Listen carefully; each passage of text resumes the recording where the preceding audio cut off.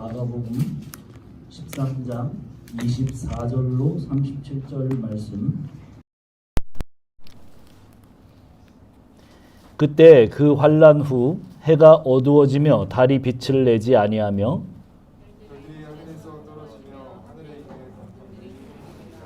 그때 인자가 구름을 타고 큰 권능과 영광으로 오는 것을 사람들이 보리라. 또 그때 그가 천사들을 보내어 거짓말을 하신 자들을 한 끝으로부터 한 끝까지 세상에서 모으리라. 무화과 나무의 비유를 배우라. 그 가지가 연하여 지고 잎사귀를 내면 여름이 가까운 줄 아나니 이와 같이 너희가 이런 일이 일어나는 것을 보거든 인자가 가까이 곧 눈앞에 있는 줄 알라. 내가 진실로 너에게 말하노니 이 세대가 지나가기 전에 이 일이 다 일어나리라. 그러나 그날과 그때는 아무도 모르나니 하늘에 있는 천사들도 아들도 모르고 아버지만 아시느니라. 가령 사람이 집을 떠나 타국으로 갈 때 그 종들에게 권한을 주어 각각 사물을 맡기면 문지기에게 깨어 있으라 명함과 같으니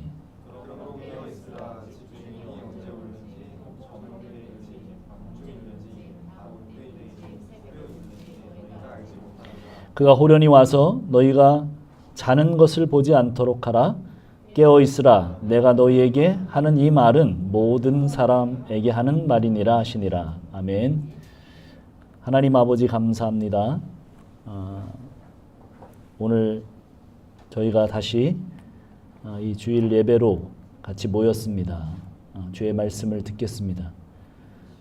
주의 말씀은 천지를 창조하신 말씀이고 주의 말씀은 천지가 끝나기까지 1.1획도 없어지지 아니하는 말씀입니다. 오늘도 이 말씀이 우리를 상관하여 주셔서 우리의 삶에 영향을 주시기를 원합니다. 감사하고 예수님의 이름으로 기도합니다. 아멘. 자, 우리 같이 인사하겠습니다. 네, 하늘 복 받으세요.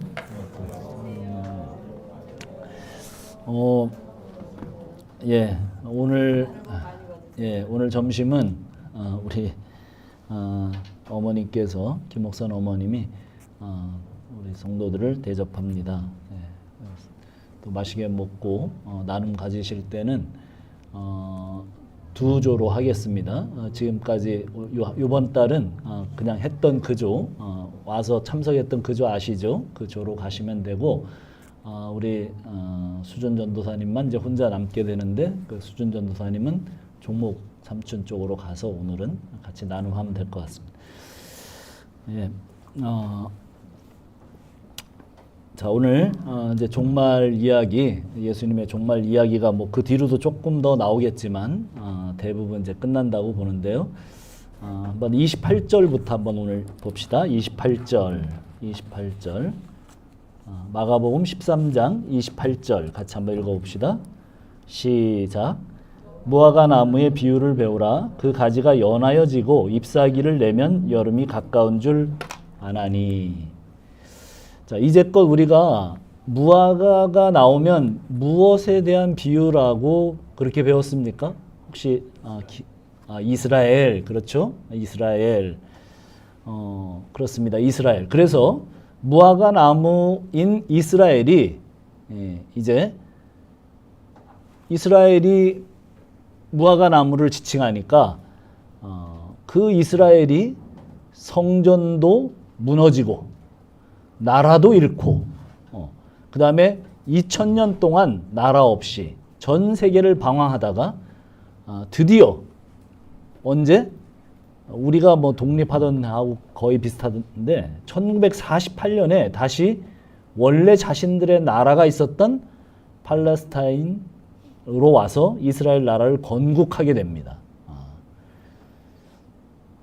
자, 그래서 이 시점을 세대주의 신학자들은 무화과 나무가 연하여 지고 잎사귀를 낸 사건으로 풀이합니다. 왜냐하면 뭐를 계속 지칭했기 때문에 무화과 나무가 이스라엘을 지칭했기 때문에 자연스럽게 연결이 되는 거예요.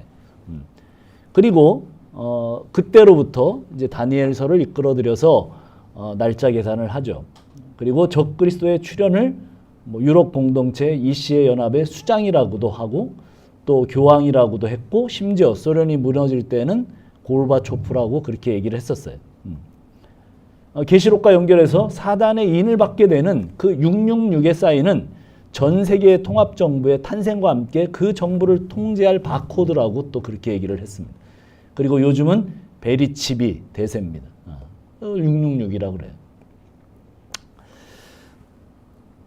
사실은 이게 우리가 젊을 때, 제가 젊을 때, 우리가 젊을 때가 아니죠. 제가 젊을 때 거의 대부분 이런 이야기를 정설로 또 진리로 받아들이고 그렇게 우리는 들었습니다.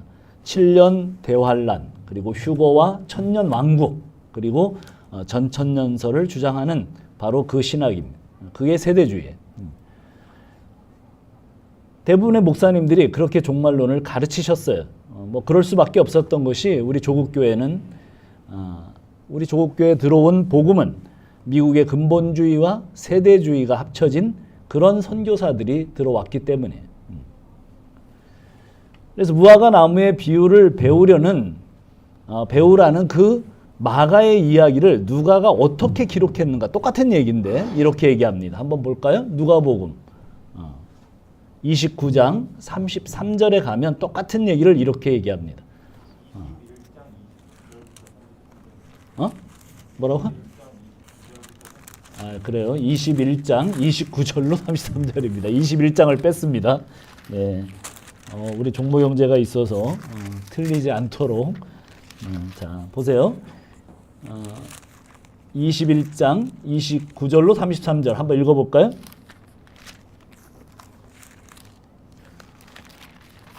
같이 읽겠습니다. 누가복음 21장, 예, 자꾸 29장이라고 그러는데 21장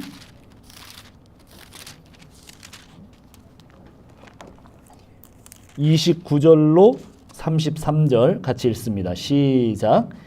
이에 비유로 이르시되 무화과 나무와 모든 나무를 보라. 싹이 나면 너희가 보고 여름이 가까운 줄을 자연히 아나니 이와 같이 너희가 이런 일이 일어나는 것을 보거든 하나님의 나라가 가까이 온 줄을 알라. 내가 진실로 진실로 너희에게 말하노니 이 세대가 지나가기 전에 모든 일이 다 이루어지리라. 천지는 없어지겠으나 내 말은 없어지지 아니하리라. 예, 거의 똑같은데 조금 다른 부분이 보입니까? 조금 다른 부분이 보여요. 예, 거기 보니까 무화과 나무와 모든 나무라고 돼 있어요. 누가는 그렇게 설명하죠. 자, 이 비유는 지금까지 무화과 나무를 이스라엘로 비유했던 그 비유가 아니라 그냥 모든 나무의 비유입니다. 직유법이에요. 그러니까 나무들이 싹이 나면 여름이 가까웠다는 것을 안다는 거기에 초점이 있어요. 물론 그렇죠. 여름이 가까웠다는 것은 종말이 가깝다는 얘기예요. 그런데 이 종말을 세대주의자들은 재림으로 보고 해석을 하기 때문에 이제 오류가 생기는 것입니다. 우리가 2, 3주 정도 들어왔던 종말의 이야기에서 구약에서 나온 모든 종말에 대한 표현은 어디였는가? 어디였습니까? 제가 어디라고 강조를 했어요? 설교를 들으신 분들은 아시죠? 네. 어디예요? 응? 지연이 크게 얘기해봐. 응? 종말이 어디야? 종말. 십자가. 그렇죠. 십자가예요. 십자가. 자신 있게 얘기해. 맞는데 왜 정답을 얘기하면서. 십자가예요. 제가 십자가라고 계속 얘기를 한 거예요. 자, 흔히 종말론을 푸는 키인 다니엘의 그 70일에는 재림에 대한 날짜 예측이 아니에요. 그 세대주의자들이 푸는 것처럼. 왜냐하면 십자가에서 이루어졌기 때문에. 에스겔이 바벨론의 포로로 잡혀가서 하늘이 열리고 새 성전을 보게 된 에스겔의 예언도 십자가에서 이루어지는 거예요. 구약의 모든 예언자들의 그 종말에 관한 계시는 사실은 십자가에서 이루어지는 거예요. 그런데 아직도 모세의 수건이 벗겨지지 않아서 율법을 지켜야 된다고 증거하고 구약의 예언이 지금 우리가 사는 이 세대에도 날짜를 계산하고 재림을 기다려야 한다고 주장하는 그런 주장들이 아까 얘기한 그런 류의 신학이에요. 그것은 성경을 예수님을 중심으로 해서 보지 못하기 때문에 또 생기는 오류기도 합니다. 구약과 신약의 분기점은 십자가예요. 자, 보세요. 마가복음 우리가 지금 해석하지 않고 지나온 그 부분을 한번 보세요. 마가복음 13장 24절부터 25절 같이 한번 읽어봅시다. 시작. 그때 그 환난 후에 해가 어두워지며 달이 빛을 내지 아니하며 별들이 하늘에서 떨어지며 하늘에 있는 권능들이 흔들리리라. 그래서 막 별들이 흔들리고 별이 일렬로 서고 뭐 어떻게 되고 막 그래서 세기 말마다 그런 일들 그 천지를 또 별들과 함께 구분하면서 종말이 왔다. 뭐 이런 이야기들이 참 많이 있었죠. 이 얘기가 그런 얘기가 아닙니다. 정확하게 이 이야기는 십자가 사건을 묘사한 거예요.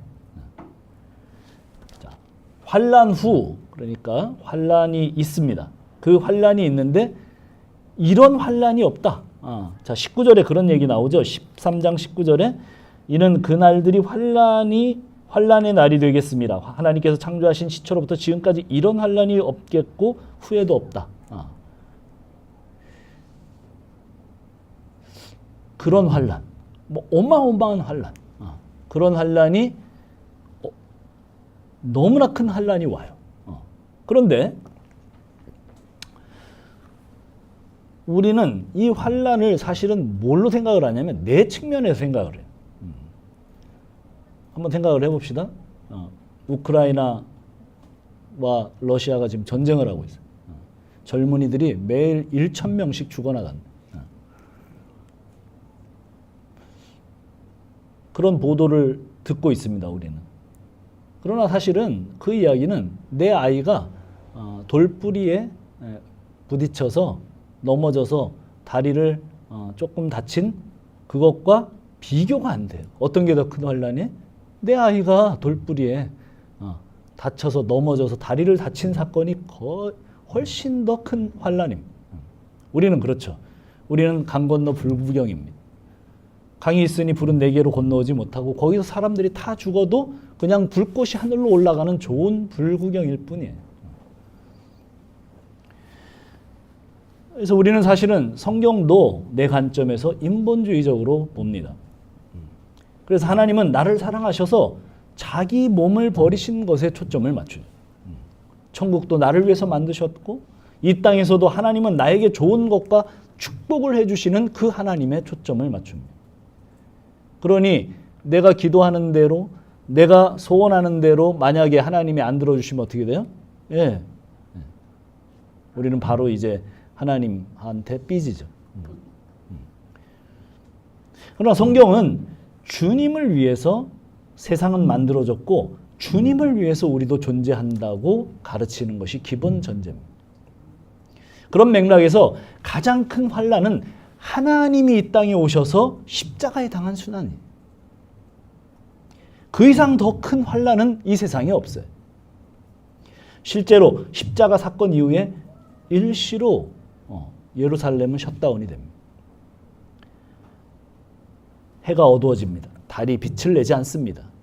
예수님이 돌아가시고 십자가상에서 운명하시고 그 이후의 사건이 그렇게 전개가 돼요. 그리고 별들이 하늘에서 떨어지고 하늘에 있는 권능들이 흔들립니다. 무슨 얘기예요? 제가 창세기 3장 15절부터 설명한 것처럼 지금까지 구약에서 예언되어 온 어린 양의 희생으로 사단은 머리가 깨어지는 그 이야기가 거기에서 실현이 됩니다. 예수님도 천사들도 다 별들로 표현돼요. 그런데 사단도 특별히 별들로 표현됩니다. 광명한 별, 새벽별. 그게 누구냐면 그게 루시퍼예요. 그게 사단입니다. 가장 빛나는 별, 샛별로 표현합니다. 그는 문자 그대로 스타입니다. 스스로 타락한 자. 유다서에서는 유리하는 별이라고 그래요. 무슨 별이에요? 방황하는 별이에요. 별은 별인데 방황하는 별. 그들의 권능이 흔들리고 짓밟히는 사건이 뭐예요? 우리의 육안으로는 보이지 않지만 거기에 다만 예수님이 십자가에 못 박힌 것처럼 보이지만 그 사건은 뭐라고요? 우리 예수님이 십자가를 칠 때 사단의 머리를 친 이기신 사건입니다. 사실은 그거는 아무도 몰랐어요. 누구도 몰랐어요? 천사도 모르고 모든 인간 중에 아무도 몰랐어요. 만약에 사단이 알았더라면 사단도 천사였잖아요. 천사도 사단도 다 몰랐어요. 그래서 만약에 사단이 알았더라면 예수님을 십자가로 몰아가지 않았겠죠. 자기들은 십자가에 예수님을 몰아놓고 승리한 줄 알았습니다. 그러나 그것은 사실은 사단의 머리가 깨지는 사건이었습니다. 거기 26절, 27절 볼까요? 자, 이거는 더 재림을 표현하는 것 같죠. 한번 읽어봅시다. 시작. 그때 인자가 구름을 타고 큰 권능과 영광으로 오는 것을 사람들이 보리라. 또 그때 그가 천사들을 보내어 자기가 택하신 자들을 땅 끝으로부터 하늘 끝까지 사방에서 모으리라. 구름을 타고 오신다고 그랬잖아요. 예수님이. 사도행전 거기에 보면 천사가 와서 그 사도들이 막 제자들이 예수님 구름 타고 올라가시는 걸 보고 지켜보면서 그렇게 얘기하잖아요. 그러니까 너희가 지금 가시는 예수님의 모습 그대로 오신다. 뭐 그런 얘기를 생각하고 우리는 이 사건을 또 재림으로 해석합니다. 그러나 사실은 이것은 초림의 표현입니다. 병행구절 한번 찾아가 볼까요? 누가복음 21장입니다. 27절로 28절 한번 봅시다.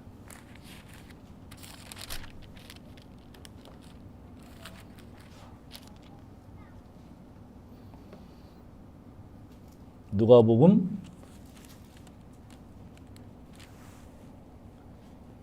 21장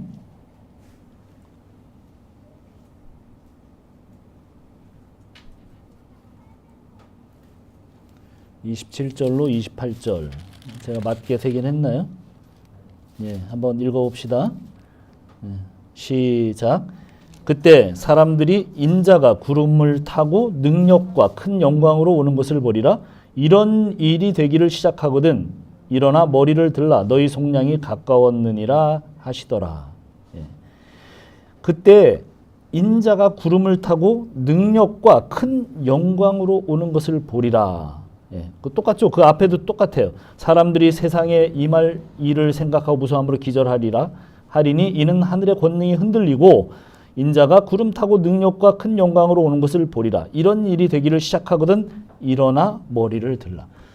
이런 일이 시작되기를 예, 조금 이제 이쪽하고 약간 더 자세하게 나온 내용이 그거죠. 마가복음과 이런 일이 시작되기를. 근데 재림은 미안하지만 이런 일이 시작되기를이 아닙니다. 그냥 끝입니다.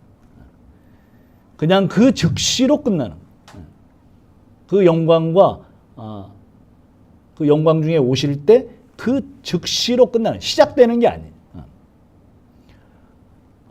예수님이 오시는구나 그러면 끝이에요. 그 시로 갈립니다.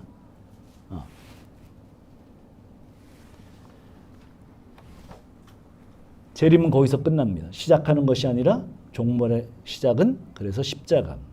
자, 우리 다시 돌아와서 자, 우리가 이제 마가복음 13장 27절까지를 봤고요. 30절을 같이 가서 우리가 28절부터 시작했고 29절 지나서 다시 27절까지 봤다가 30절입니다. 한번 봅시다. 자, 30절 시작. 내가 진실로 너희에게 말하노니 이 세대가 지나가기 전에 이 일이 다 일어나리라. 자, 이제 이게 문제예요. 이게 무슨 문제냐면 이 부분이 정말 이제 세대주의자들이 되게 골치 아파하는 본문이죠. 이 세대 가운데 다 일어난다. 이 세대가 언제 세대예요? 지금 예수님이 말씀하시는 이 세대는 언제입니까? 이 세대 가운데 다 일어난다. 그렇죠. 이 세대는 예수님이 지금 말씀을 전하고 그 말씀을 듣고 있는 제자들의 세대입니다. 그 제자들의 세대에 이런 일들이 지금 예수님이 쭉 밝히신 이런 일들이 다 일어나고 끝난다는 거예요. 그래서 이 본문을 가지고 이제 세대주의 신학자들이 억지를 많이 쓰죠. 이 세대가 지나가기 전에 이 일이 다 일어납니다. 이 말씀을 듣고 있는 1차 독자들이 제자들이죠. 그렇다면 이 세대는 그 세대, 제자들의 세대를 가르치는 것입니다. 사실은 그 제자들의 세대에 다 일어나죠. 이 일이 다 일어나요. 뭐예요? 십자가가 이제 곧 일어나죠. 그리고 심지어 부활도 일어납니다. 그리고 승천도 일어납니다. 그리고 성령이 강림하는 사건까지 다 일어납니다. 예수님 제자들 세대, 베드로와 요한, 야고보, 또 그 이후의 모든 제자들 그 세대에 다 일어납니다. 32절로 37절을 우리가 쭉 읽어봅시다. 이제 32절로 37절 같이 한번 읽어봅시다. 시작. 그러나 그 날과 그때는 아무도 모르나니 하늘에 있는 천사들도 아들도 모르고 아버지만 아시느니라. 주의하라, 깨어 있으라. 그때가 언제인지 알지 못함이라. 가령 사람이 집을 떠나 타국으로 갈 때 그 종들에게 권한을 줘 각각 사물을 맡기며 문지기에게 깨어 있으라 명령 같으니 그러므로 깨어 있으라. 집주인이 언제 올는지 혹 저물 때 일는지 밤중 일는지 닭울 때 일는지 새벽 일는지 너희가 알지 못함이라. 그가 호련히 와서 너희가 자는 것을 보지 않도록 하라. 깨어 있으라. 내가 너희에게 하는 이 말은 모든 사람에게 하는 말이니라 하시니라. 그래서 이 깨어 있으라는 단어를 가지고 이제 그런 유의 종말론을 가진 그런 교파들에서, 그래서 이제 이 교파들은 주로 이제 이단으로 많이 나가요. 그렇게 해서 그 안식교도 그런 이단이고 뭐 여러 가지 이단들이 있어 왔습니다. 그 이후로 그것을 계속 강조했던 이단들. 자, 보세요. 이게 어떻게 되는 거냐면 가지가 연하여지고 잎사귀를 내면 여름이 된 것처럼 인자가 가까이 와 있다는 거예요. 지금 예수님 말씀은. 그러나 지금 이 말을 예수님께서 듣고 있는 너희들, 제자들이 깨어 있어야 한다는 거예요. 지금 우리 얘기하는 게 아닙니다. 일단은. 자, 제자들이 깨어 있어야 된다는 거예요. 자, 그런데 그들이 이 사건이 계속 연결이 됩니다. 그들이 깨어 있는가? 안 깨어 있어요. 그렇죠? 바로 그 뒤에 나옵니다. 자, 마태복음으로 보죠. 마태복음. 좀 더 자세히 나와 있으니까. 마태복음 26장 38절로 45절을 우리가 한번 쭉 읽어보면서 그들이 어떻게 했나 한번 봅시다. 마태복음 26장 38절로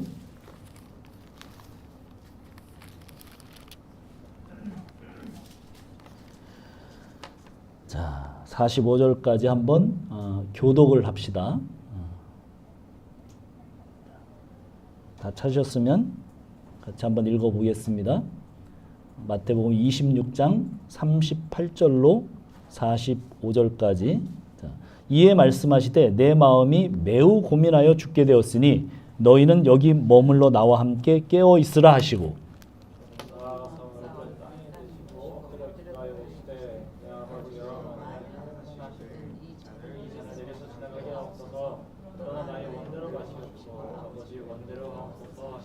제자들에게 오사 그 자는 것을 보시고 베드로에게 말씀하시되 너희가 나와 함께 1시간도 이렇게 깨어 있을 수 없더냐.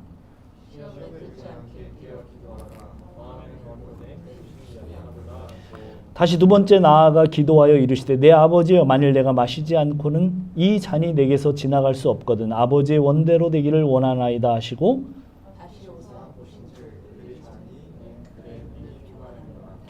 또 그들을 두시고 나아가 세 번째 같은 말씀으로 기도하신 후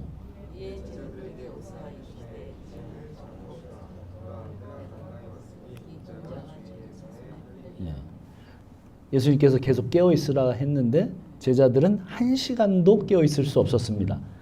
그리고 그들이 또 와서 예수님이 보니까 그들의 눈이 피곤해서 아예 자요. 예. 그래서 그냥 자라, 이제 자고 쉬어라, 이렇게 얘기하십니다. 자, 이 지금 예수님의 십자가 종말이 다가왔을 때 제자들, 그래서 깨어 있으라고 말씀하셨던 그 예수님의 이야기를 그들은 1시간도 깨어 있을 수 없었고 지키지 못했다고 마가가 기록하고 있습니다. 그 35절과 36절 이야기도 그런 거죠. 주인이 다 맡기고 갔어요. 주인이 언제 올지 몰라요. 이 말씀을 들었던 제자들은 다 깨어있지 못했고 십자가 앞에서 다 도망했습니다. 그러나 깨어있으라고 하신 말씀은 예수님의 의지와 관련된 거예요. 결국 그들은 십자가가 끝인 줄 알게 됩니다. 부활하신 주님의 이야기를 들었음에도 불구하고 제자들은 어디로 갑니까? 물고기 잡으러 갈릴리 바다로 가요. 갈릴리 호수로 갑니다.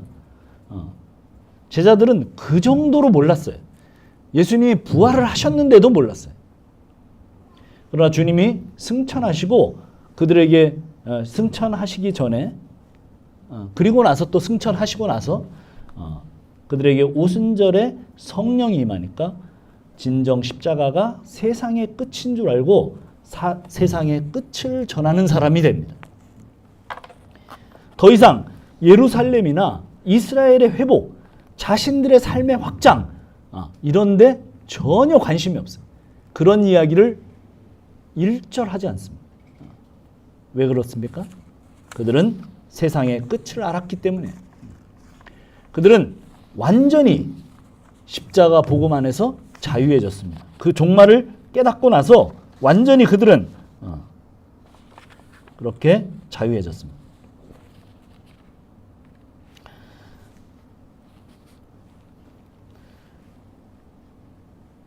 자, 끝을 안 사람들 어떻게 살아야 됩니까?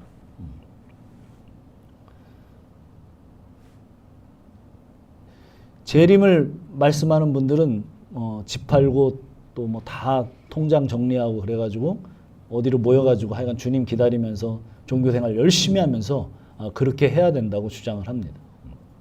그게 좀 심한 거고 그렇지 않더라도 그런 유로 종교적 열심을 내는 쪽으로 이야기들을 몰아갑니다. 그러나 끝을 안 사람들 열심히 시집가고 장가가고 공부도 열심히 하고 직장생활도 열심히 해야 됩니다. 그게 사도 바울이 종말을 분명하게 한 사도 바울의 이야기예요. 사도 바울의 프리칭입니다. 그렇게 열심히 살라고 합니다. 이 땅에서, 이 세상에서.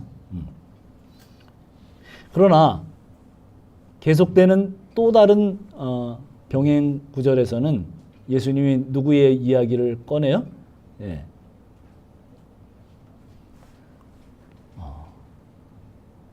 노아의 이야기를 꺼냅니다. 그래서 시집가고 장가가고 그러다가 일상을 그렇게 열심히 사고 팔고 먹고 마시고 그러다 망했다 이런 얘기 하십니다. 무슨 얘기인가?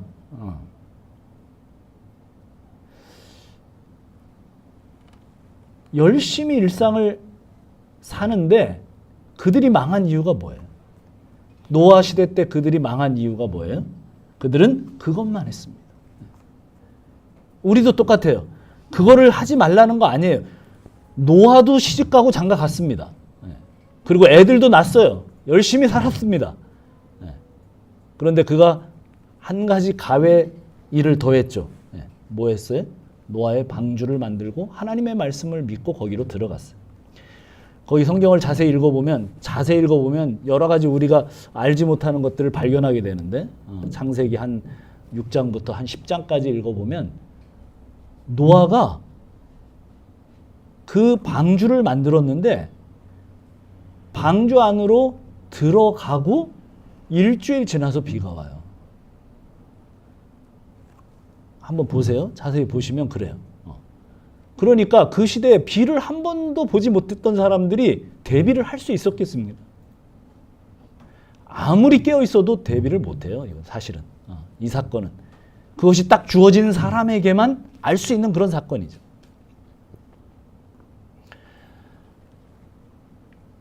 그러나 모두가 그렇게 열심히 돈도 벌고 사고 팔고 공부도 하고 직장도 열심히 하고 시집 가고 장가 가야 됩니다. 그런데 그것만 목적이면 안 돼. 특별히 교인들 중에는 그걸 가지고 교회 와서 기도를 해요.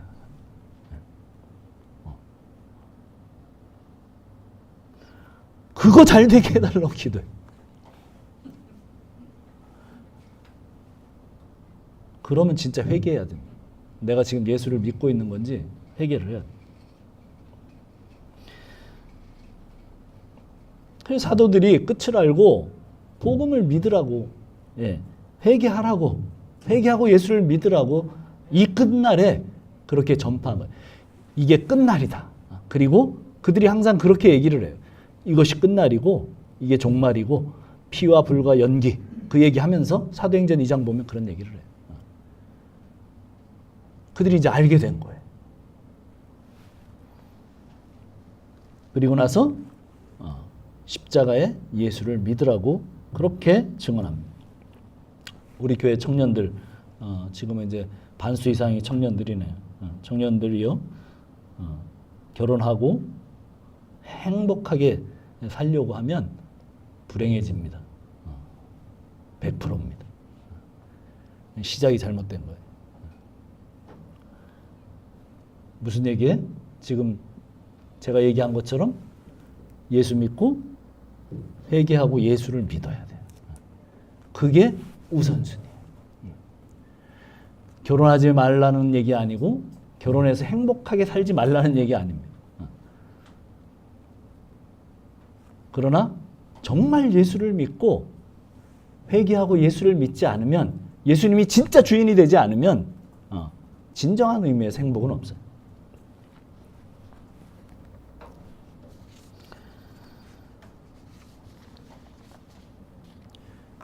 제가 지금까지 쭉 얘기한 것은 어디에 초점이 맞춰지고 있냐면 재림은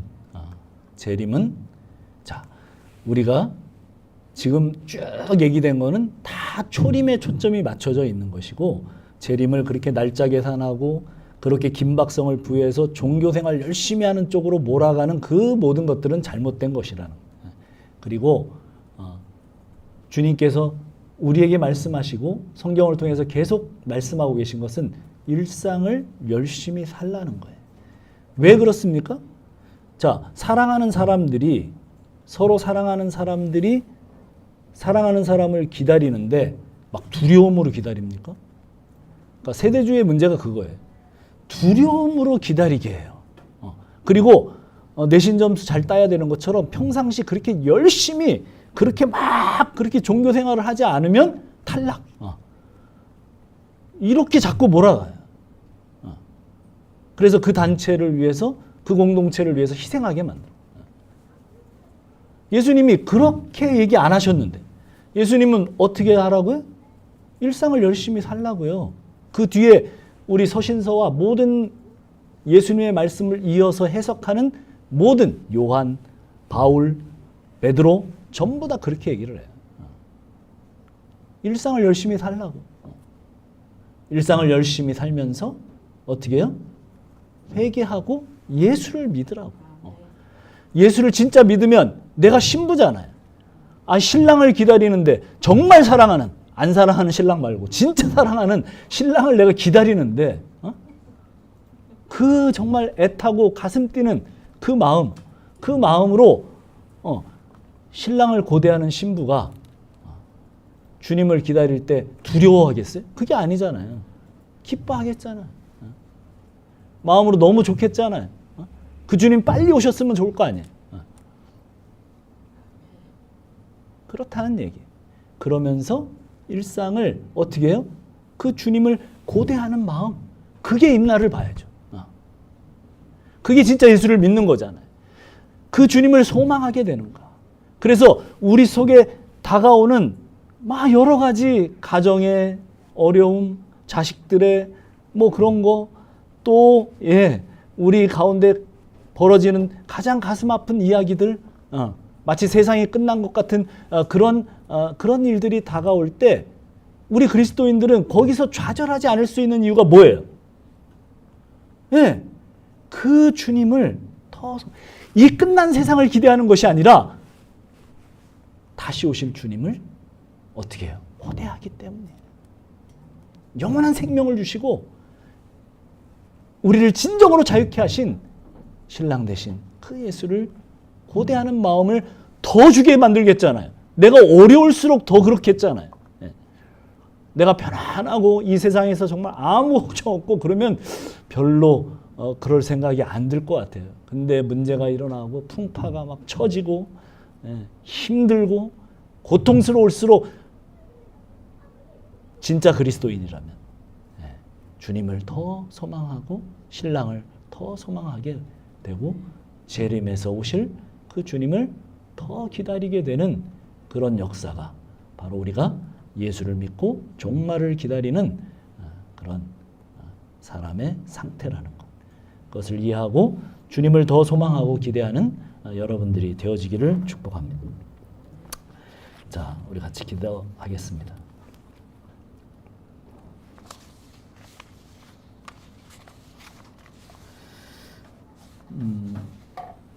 그렇죠. 결국은 그래서 그렇게 구원받은 성도들이 이 땅에서는 모이는 곳이 교회입니다. 공동체로 모여서 그 공동체로 모인 교회가 뭘 하겠습니까? 그렇죠. 더 모여서 내 사모하는 주님, 그 예수님 얘기할 거 아니에요. 뭐 교회 모여서 딴 거 뭐 하겠습니까? 예수님 얘기할 거예요. 예수님 고대하고 예수님 기대하고 그 예수님과 사는 이야기들, 그 이야기 할 겁니다.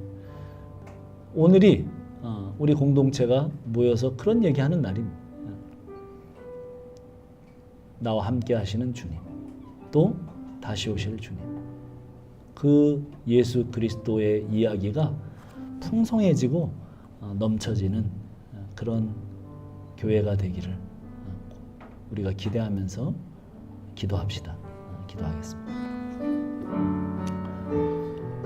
하나님 감사합니다.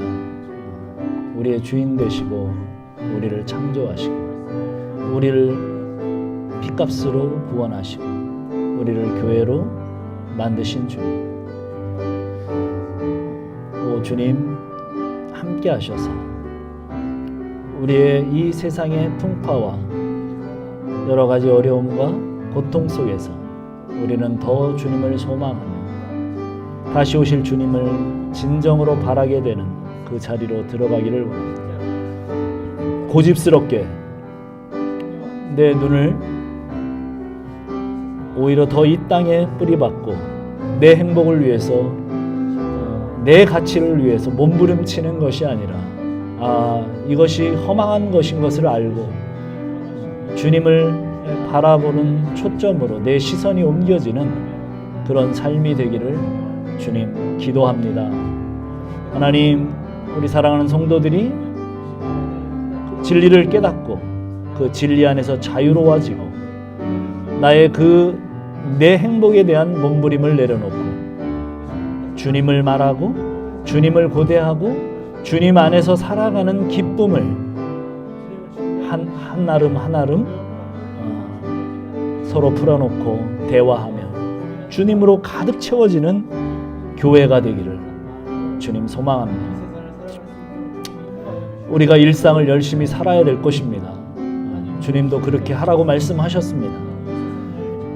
그러나 그 가운데 우리가 주님을 나누고 주님을 채우는 이 일이 사라지면 우리의 열심과 그 모든 것이 다 무엇이겠습니까? 다 헛된 것인 줄 압니다. 하나님, 더 주님을 사모하고 주님을 더 말하고 주님 안에서 증거자가 되는 이 일을 게으리하지 않으면 우리 자신 스스로가 이 땅에서 주님께서 세워지는 그 기쁨을 아는 그러한 귀한 성도들로 인도하여 주옵소서. 오 하나님, 함께하여 주시옵소서.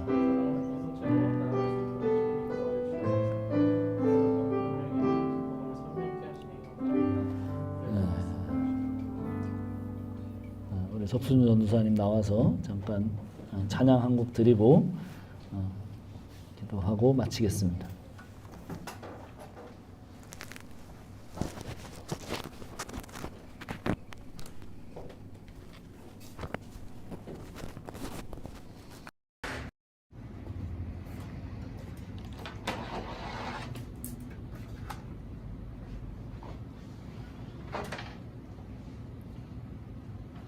네, 우리 함께 비전 찬양하시겠습니다.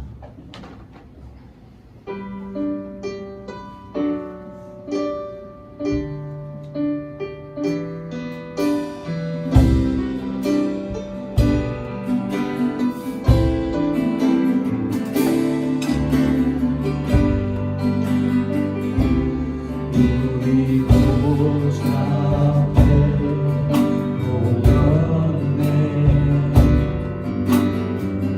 함께 주를 찬양하며 하나님의 사랑 그 아들 주셨네. 그의 피로 우리 구원받았네. 십자가에서 쏟으신 그 사랑 강같이 온 땅에 흘러 각 나라와 족속 백성 방언에서 구원받고 주 경배드리네.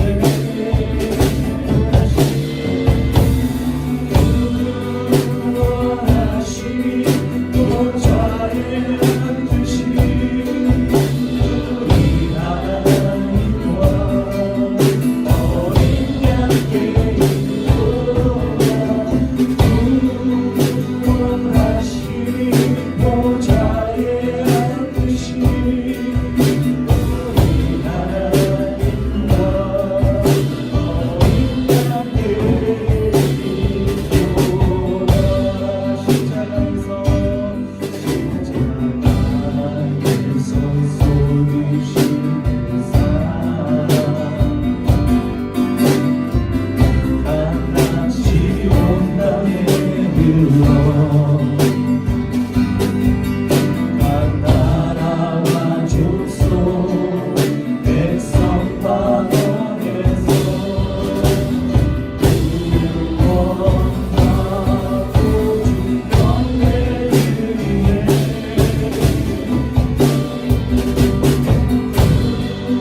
구원하신 보좌에 앉으신 우리 하나님과 어린 양께 구원하신 보좌에 앉으신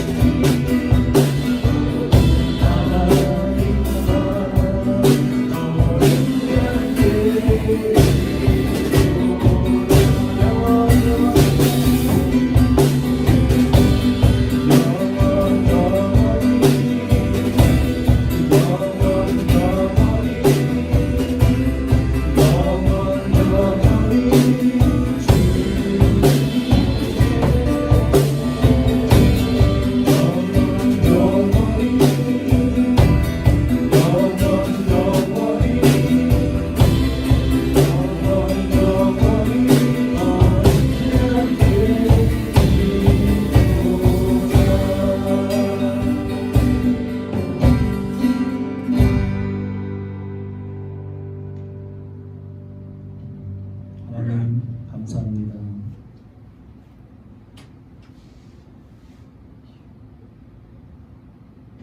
여러 모양과 여러 부분으로 구약에서 말씀하셨던 그 모든 말씀이 십자가로 끝나고 종말이 시작됩니다.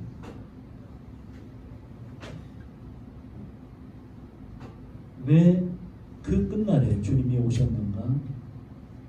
그렇게 주님은 말씀하십니다. 마귀를 멸하고 자기 백성들을 구하기 위해서 이 땅에 오셨다고 말씀합니다.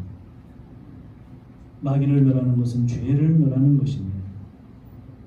우리가 십자가를 든든히 붙들고 그 안에서 죄가 멸해지고 주님께서 그 종말에 우리에게 구원을 주신 그 구원을 붙들고 이제 주님 다시 오실 그 재림의 날까지 일상을 열심히 살면서 복음을 전하는 하나님의 사람들로 인도하여 주시기를 간절히 원합니다. 이제는 우리 구주 예수 그리스도의 그 구속하신 은혜와 하나님의 그 한량없는 사랑하심과 성령님의 감화 감동 교통하시는 은혜가 이제 종말을 지혜롭게 살아가기를 원하는 우리 가족 머리 위에 영원토록 함께 하실지어다. 아멘.